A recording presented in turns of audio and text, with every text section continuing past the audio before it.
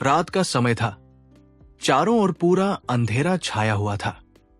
केवल एक ही कमरा प्रकाशित था। वहां 4 मोमबत्तियां जल रही थी। चारों मोमबत्तियां एकांत देख आपस में बातें करने लगी। पहली मोमबत्ती बोली, मैं शांति हूं। जब मैं इस दुनिया को देखती हूं तो बहुत दुखी होती हूं। चारों ओर आपाधापी, लूट खसोट और हिंसा का बोलबाला है। ऐसे में यहां रहना बहुत मुश्किल है। मैं अब यहां और नहीं रह सकती।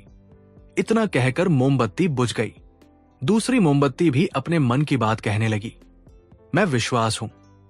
मुझे लगता है कि झूठ, धोखा, फरेब, बेईमानी मेरा वजूद खत्म करते जा रहे हैं। ये जगह अब मेरे लायक नहीं रही। मैं भी जा रही हूं। इतना कहकर दूसरी मोमबत्ती भी बुझ गई। तीसरी मोमबत्ती भी दुखी थी। वो बोली, मैं प्रेम हूं। मैं हर किसी के लिए हर पल जल सकती हूं।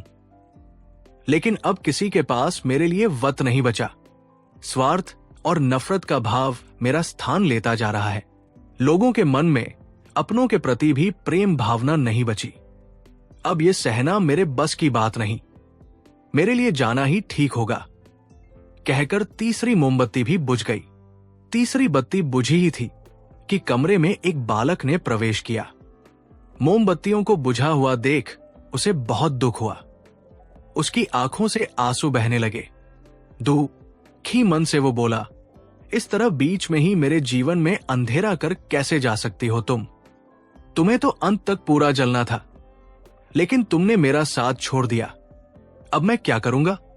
बालक की बात सुन चौथी मोमबत्ती बोली, घबराओ नहीं बालक, मैं आशा हूं और मैं तुम्हारे साथ हूं।